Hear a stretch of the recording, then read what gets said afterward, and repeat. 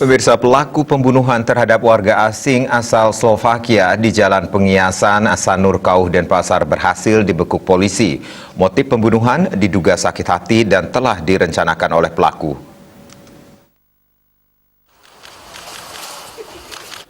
Korban Andriana Simionova, 29 tahun, ditemukan tewas setelah salah satu temannya mencoba menghubungi. Polisi yang melakukan penyelidikan kasus ini akhirnya berhasil meringkus pelaku dalam kurun waktu 3 jam.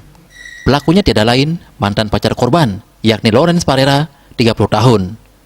Pengakuan dari pelaku, ia dan korban sudah lama saling kenal sejak satu manajemen di sebuah resort di Raja Ampat, Papua Barat. Bahkan mereka sempat pacaran.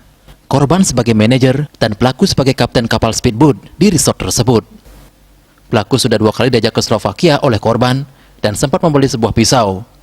Selanjutnya 2020, korban pindah ke Bali dan diikuti pelaku sebagai kapten kapal speedboat di sebuah perusahaan di Tanjung Benoa. Setelah berjalan lama, tiba-tiba korban memutuskan hubungan mereka. Pelaku menjadi sakit hati dan meminta maaf pada korban untuk kembali menjalin hubungan. Permintaan pelaku tersebut sudah dilakukan sebanyak 3 kali. Namun korban masih tidak berubah pendiriannya untuk berpisah dengan pelaku. Bahkan korban meminta sepeda motor yang pernah diberikan kepada pelaku dan akan melapor ke polisi apabila tidak dipenuhi. Pelaku yang merasa sakit hati dan emosi menghabisi nyawa korban dengan pisau yang telah dipersiapkan sebelumnya.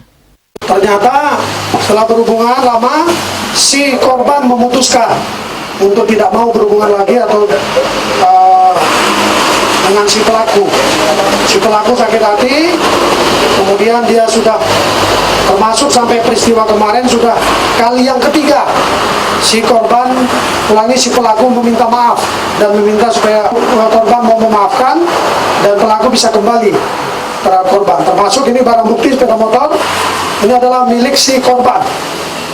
Nah, si korban minta sepeda motornya, kemudian pelaku karena memang mungkin masih pengen kembali dengan korban, akhirnya sampai si korban ngancam, kalau kau nggak kembalikan, saya laporkan ke polisi kalau ngambil sepeda motor saya. Nah, hingga pada saat yang ketiga dia datang, terjadilah peristiwa ini pembunuhan. Dalam kasus ini polisi menyita sebuah sepeda motor, jas hujan, sarung tangan, sebuah HP korban dalam kondisi rusak, sepatu serta pisau. Pelaku diduga telah merencanakan aksinya sehingga dijerat pasal 340 dan 351 KUHP dengan ancaman paling berat hukuman mati. Kini kasusnya masih dalam penanganan jajaran Polsek Denpasar Selatan. Rais Wantara, Bali TV.